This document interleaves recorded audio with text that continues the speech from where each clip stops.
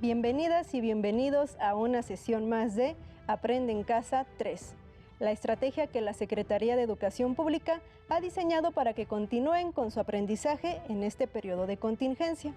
Soy la maestra Noemí Juárez y tendré el gusto de compartir esta sesión con ustedes.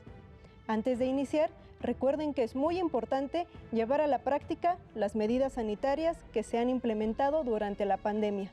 Lavarse continuamente las manos, usar el cubrebocas, mantener la sana distancia, procurar no tocarse el rostro y realizar el estornudo de etiqueta. También es importante que tengan a la mano un lápiz o bolígrafo, el cuaderno de la asignatura y su libro de texto. Coloquen el título como encabezado y tomen las notas de los elementos más importantes. El propósito que guiará la sesión de hoy es identificar el periodo posclásico, que comprende los años del 900 al 1521 de nuestra era y su división cronológica en posclásico temprano y tardío.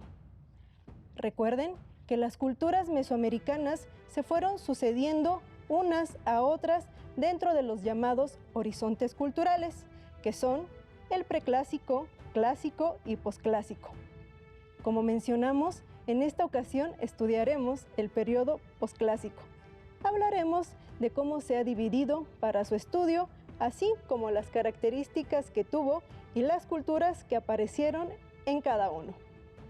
Si les queda alguna duda sobre el tema, pueden recurrir a su libro de texto para ampliar la información, o si está dentro de sus posibilidades, solicitar el apoyo de su profesora o profesor. ¿Están listas y listos? Iniciemos. La lectura que compartiremos es un fragmento del libro Historia de las Indias de Nueva España y las Islas de Tierra Firme, escrito por el cronista Fray Diego de Durán en el siglo XVI, así como un extracto de las Crónicas de Tlatelolco, también escritas en el siglo XVI. En el primer texto podemos leer: la noticia que tengo de su origen y principio no es más, ni ellos saben dar más relación, sino desde aquellas 7 cuevas donde habitaron tan largo tiempo, las cuales desampararon para venir a buscar esta tierra, unos primero, otros después y otros muy después, hasta dejarlas desiertas. Estas cuevas son de Teoculhuacán, que por otro nombre se llama Aztlán. Salieron pues 7 tribus de gentes de aquellas 7 cuevas donde habitaban, para venir a buscar esta tierra, a las cuales llamaban Chicomoste, de donde vienen a fingir que sus padres nacieron de unas cuevas, no teniendo noticia de lo de atrás. Capítulo 2. De cómo estos naturales indios salieron de las 7 cuevas donde habitaban para venir a estas tierras. Salieron estas naciones indianas de aquellas 7 cuevas donde habían habitado mucho tiempo, el año del Señor de 820. Tardaron en llegar a esta tierra más de 80 años, por las grandes pausas y demoras que venían haciendo. Conviene a saber, edificando pueblos, poblando sitios, viendo ser los lugares apacibles y frescos, y también creyendo ser aquello lo mejor. Pero como venían siempre explorando la tierra, en hallando otros mejores y más recreables lugares, desamparaban aquellos y pasaban delante, dejando en aquellos lugares los viejos y los enfermos, y la gente cansada, con los cuales quedaban poblados aquellos sitios y lugares. Por otro lado, en las Crónicas de Tlatelolco se puede leer: de Culhuacán, Chicomostoc, Quiniuyan, salieron nuestros abuelos hacia todos los pueblos. Salieron de su morada, que era una cueva llamada Chicomostoc, en el año 1 Acatl, en el día signo 1 Zipactli. Después de salir, durante 13 años anduvieron caminando entre magueyales y cactales. Sus tilmas y mástiles eran de cuero, sus sandalias, sus cunas circulares, sus arcos y ajorcas eran de palma. Comían culebras, conejos, venados, plantas espinosas, tunas agrias y nopales. Luego se pusieron en camino en el año 1 Tecpatl, 14 años después de que habían salido de la cueva Septuple.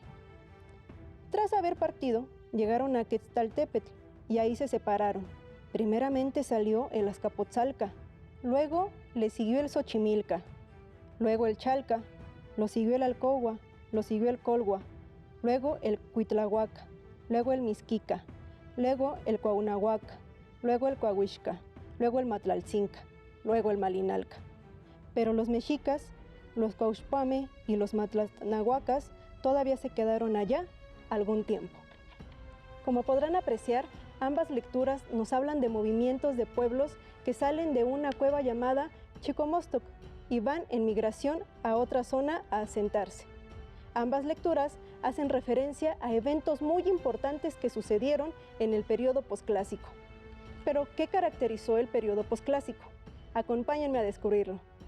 Pero antes, veamos y escuchemos el siguiente video donde podremos repasar lo ocurrido en Mesoamérica entre el año 650 y 900 de nuestra era, fechas que marcan el final del periodo clásico y que dan paso al periodo posclásico, que comenzaremos a estudiar en esta sesión.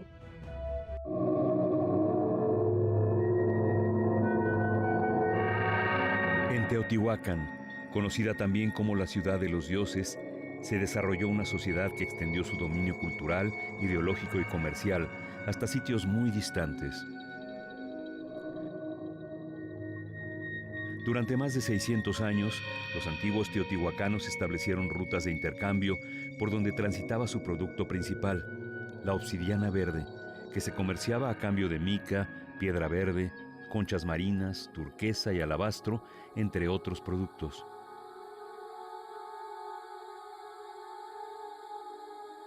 Pero también circulaban ideas y creencias. Los cultos a Tlaloc y a la serpiente emplumada teotihuacana alcanzaron varias regiones, mientras que su influencia política se extendió hasta la zona maya del Petén, actual Guatemala.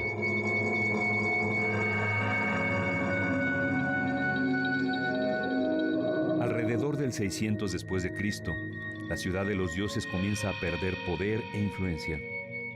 Probablemente las intrusiones de grupos extranjeros, aunadas a desequilibrios ambientales y a la disminución de la calidad de vida de sus habitantes, hayan sido las causas de esta decadencia.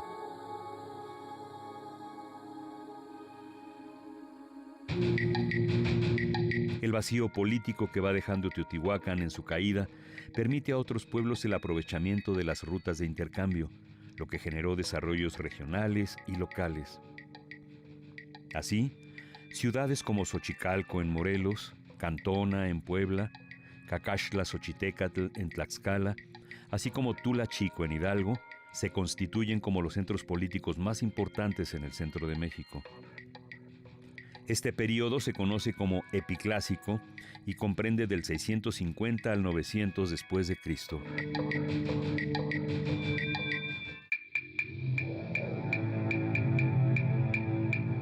El paulatino declive teotihuacano y la eventual salida de gente de la antigua ciudad de los dioses permiten el reordenamiento de las poblaciones en diferentes centros políticos. Durante este periodo se desarrollan pueblos que se apropian de diferentes herencias culturales, principalmente las teotihuacanas, pero generan identidades propias. Así pues, las pinturas murales de Cacaxtla manifiestan la síntesis iconográfica de las tradiciones pictóricas del centro de Mesoamérica y el área maya.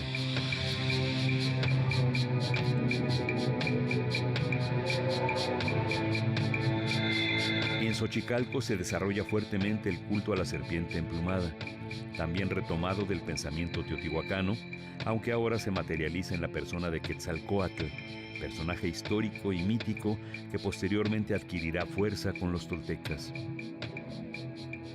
La planeación urbana de Cantona, de largas y sinuosas calles que rodean y comunican sus conjuntos habitacionales a espacios públicos, y la singular asimetría de sus construcciones, la erigen como ciudad original, además de que se convierte en el principal proveedor de obsidiana de la época.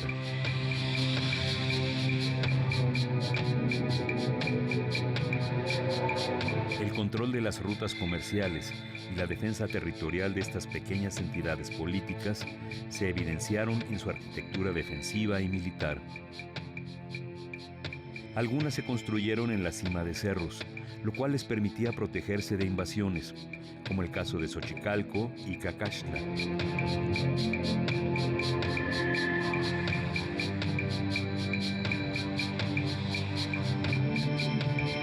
Cantona, por su parte, si bien no fue construida sobre una elevación natural, sí tenía accesos y caminos controlados para regular la entrada y salida de la gente.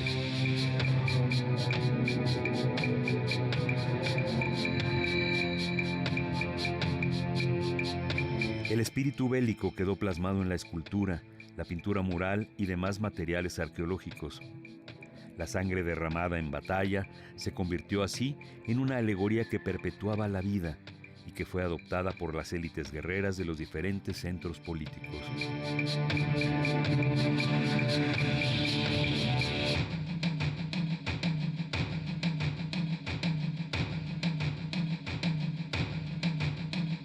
Fue en el ocaso del Epiclásico, aproximadamente en el año 900 después de Cristo, cuando estas ciudades-estado comienzan a perder importancia en el orden mesoamericano y eventualmente desaparecen, quizá por el surgimiento del estado más poderoso del centro de México, Tula, ciudad que da inicio a un nuevo periodo llamado Posclásico Temprano y cuyo apogeo se gestó del 900 al 1200 después de Cristo.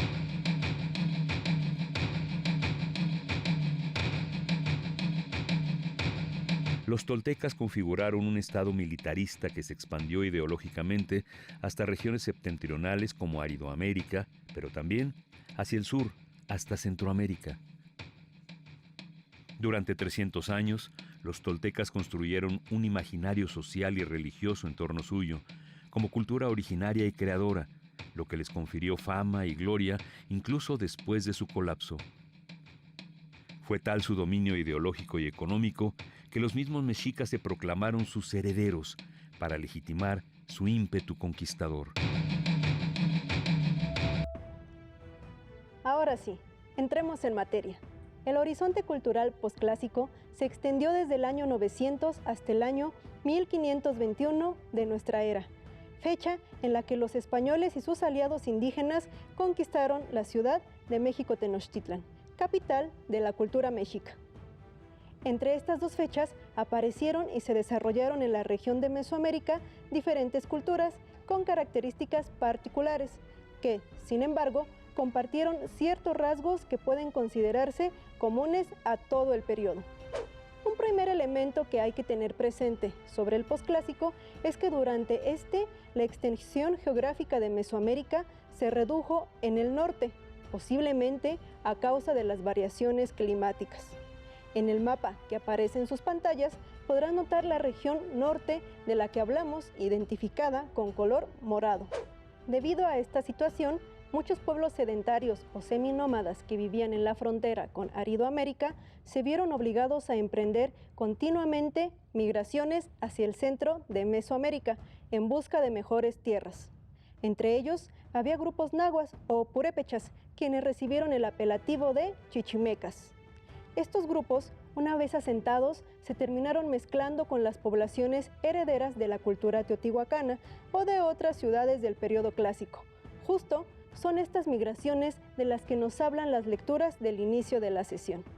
Estos nuevos grupos, en los que la figura del guerrero tenía un lugar central, influyeron de manera fundamental en la elevación de la importancia de los aspectos militares dentro de las sociedades mesoamericanas, alcanzando nuevas dimensiones.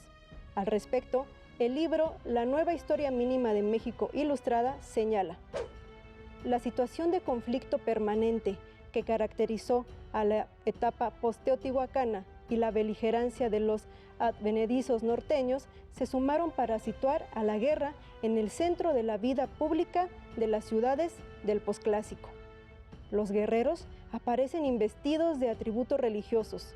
Las batallas se emprenden en el nombre de los dioses y los sacrificios humanos se practican después de la contienda. Se conciben como necesarios para el funcionamiento o el orden cósmico. La imagen y los valores del guerrero llegaron a tener un reconocimiento social sin precedentes. Gracias a esto, podemos hablar de la aparición en Mesoamérica de estados militaristas que buscaban su expansión por medio de la guerra y donde la máxima figura política y religiosa también se convertía en el principal comandante militar. La guerra y la violencia se trasladaron de manera evidente al ámbito religioso, donde la importancia de los sacrificios humanos en los rituales públicos se incrementó mucho. Además de hacerse muy popular la construcción del zompantli, herencia proveniente de los pueblos chichimecas del norte de Mesoamérica.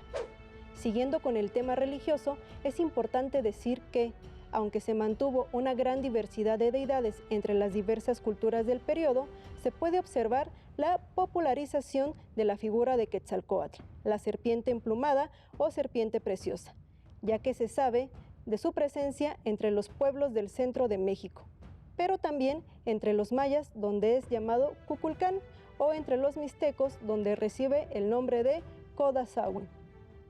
A pesar de la prevalencia de la guerra, las ciudades del posclásico también buscaron otros medios para resolver sus conflictos y estabilizar sus regiones, razón por la cual se incrementó el establecimiento de alianzas y acuerdos diplomáticos.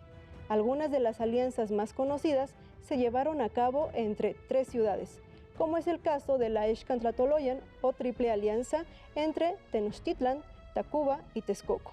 La alianza de las 3 ciudades purépechas de Tzintzuntzan e Iguazio, o la alianza entre las ciudades mayas de Uxmal, Mayapán y Chichén Itzá.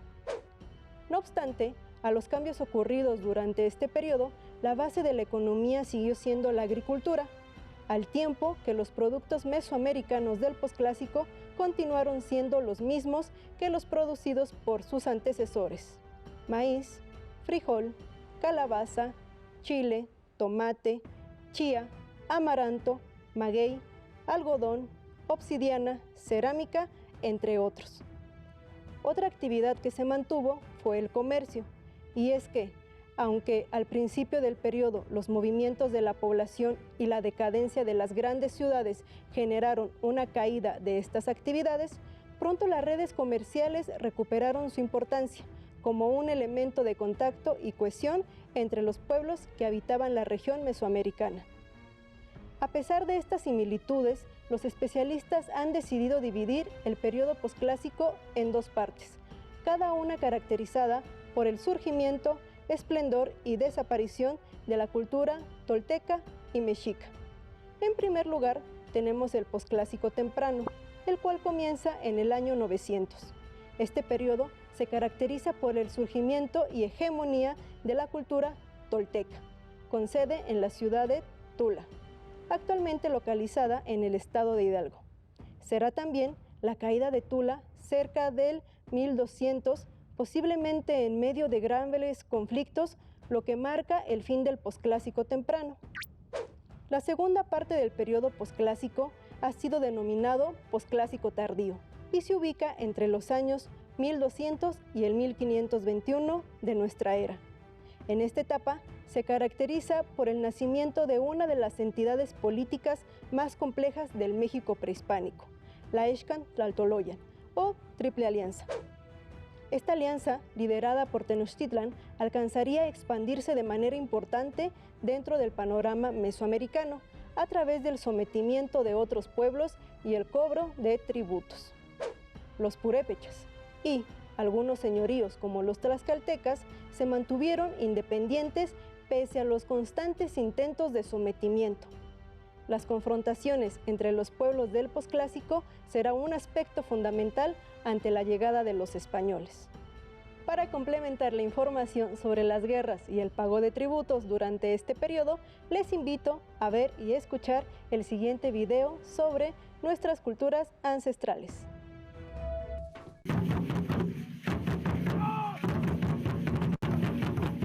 Para los mexicas, la guerra era un ritual que descansaba en principios religiosos y la concebían como un medio de contribuir a la vida porque les permitía nutrir a la tierra con la sangre obtenida mediante el sacrificio. No obstante, desde un punto de vista práctico, los mexicas emprendieron la guerra casi siempre movidos por la necesidad de obtener el pago de tributos. De esta manera, esa práctica llegó a ser para ellos una actividad de sustento tan importante como la agricultura. Dentro de estas conquistas, se sometieron diversos pueblos, había diferentes culturas, señoríos independientes en el estado de Guerrero que fueron sometidos. Vinieron de Aztlán Y luego de casi 2 siglos de peregrinación, en 1325 de nuestra era, los mexicas fundaron México Tenochtitlan, la ciudad que apenas un siglo más tarde llegó a ser la más importante de Mesoamérica.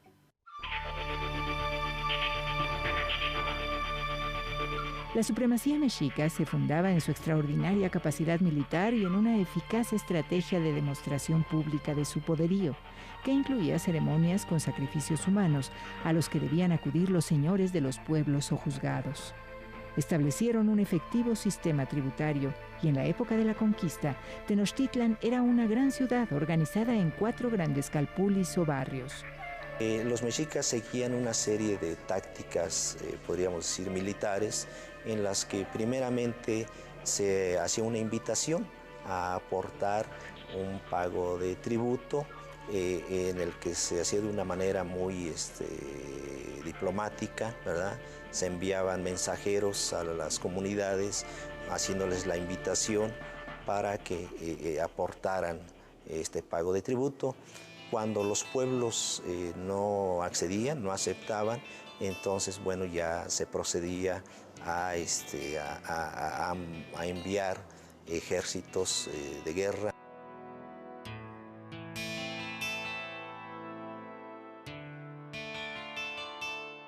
Los registros tributarios indican que tan solo en un año contabilizaban decenas de miles de mantas de algodón, miles de vestidos, cientos de trajes guerreros, grandes cantidades de fardos de plumas y aves vivas, pieles, conchas, cacao, piedras preciosas y miles de toneladas de alimentos. Grandeza y poderío de nuestras culturas ancestrales.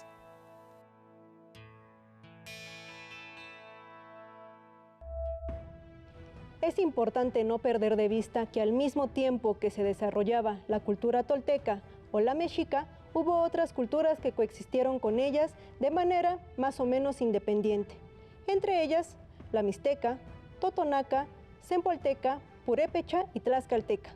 Sobre esto, les propongo que veamos y escuchemos el siguiente video.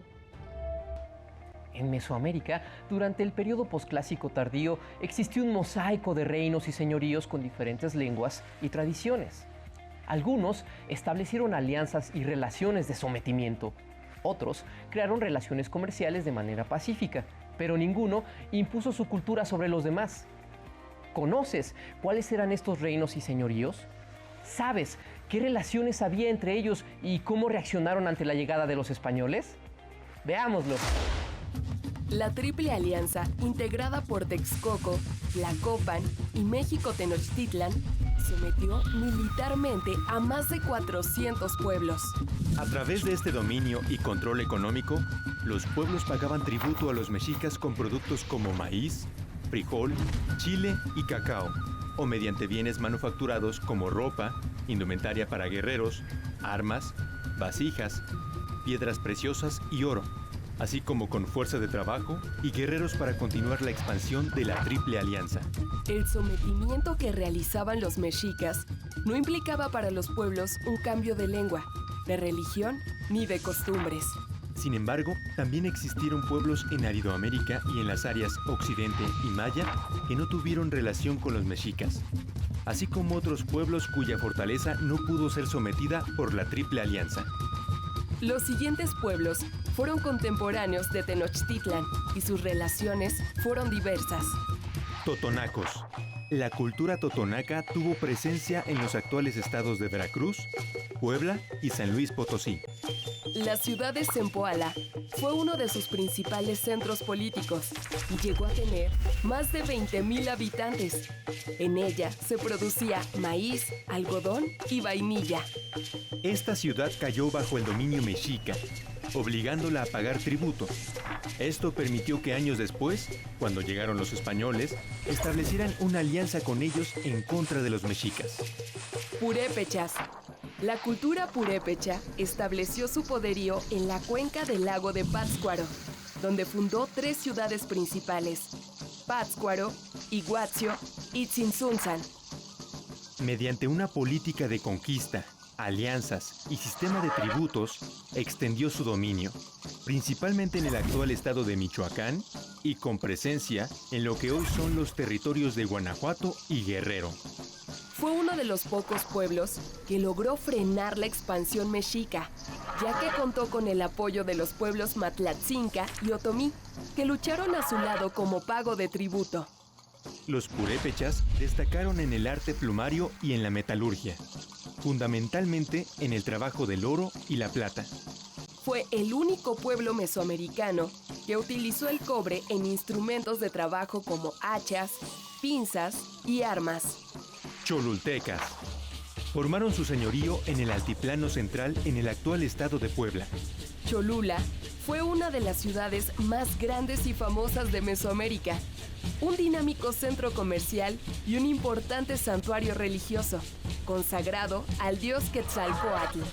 Mantuvo su independencia de la Triple Alianza y brindó apoyo al pueblo mexica durante la conquista. Tlaxcaltecas formaron un poderoso señorío militar, político y económico, una cultura de raíces chichimecas en el actual estado de Tlaxcala. Los tlaxcaltecas lucharon contra el sometimiento mexica y no permitieron la imposición de tributos. Entre mexicas y tlaxcaltecas se realizaron guerras floridas, batallas con un sentido religioso, cuya finalidad era obtener prisioneros para sacrificarlos a los dioses. Como los tlaxcaltecas eran enemigos de los mexicas, a la llegada de los españoles establecieron alianzas con ellos para vencer a los mexicas. La fuerza política y el poder militar que alcanzó la Triple Alianza sobre diversos reinos mesoamericanos no significó una unidad política, ya que cada pueblo sometido mantuvo su identidad y autonomía política. Algunos señoríos se aliaron a la Triple Alianza y lucharon en contra de los ejércitos españoles y sus aliados. Otros defendieron sus territorios del sometimiento mexica, situación que favoreció las alianzas con los españoles. En las siguientes sesiones conoceremos detalladamente algunas de las culturas que se desarrollaron durante el periodo posclásico. Su duración se estima en poco más de 600 años, pues abarca del 900 al 1521 de nuestra era. Se caracterizó por la intensa competencia militar entre los distintos pueblos mesoamericanos. En un primer momento destacó la cultura tolteca, que ejerció una importante influencia cultural, y después de su declive destacaron entre los siglos XIV y XVI los mexicas. Por ahora hemos llegado al final de la sesión. Antes de concluir, les invito a que realicen el siguiente reto. Elaboren un cuadro comparativo entre el periodo posclásico temprano y tardío. Escriban las similitudes y resalten las diferencias entre ellas, y escriban las culturas que se desarrollaron en cada uno. Para reforzar el contenido de su cuadro, no olviden ilustrarlo. Para resolver el reto, pueden apoyarse con lo que hemos visto en esta sesión, así como la información de su libro de texto. Listo, terminamos, pero aún nos queda mucho por explorar y descubrir, así que nos veremos pronto aquí en Aprende en Casa 3. Soy Noemí Juárez, hasta la próxima.